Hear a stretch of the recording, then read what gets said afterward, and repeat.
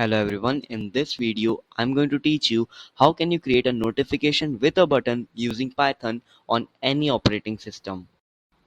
First of all, visit the PyPy page where I have published my Python project link notify. You can download the link notify from pip install link notify, and when you go down a bit you will see a sample code to create the notification. Copy it and paste it in your IDE.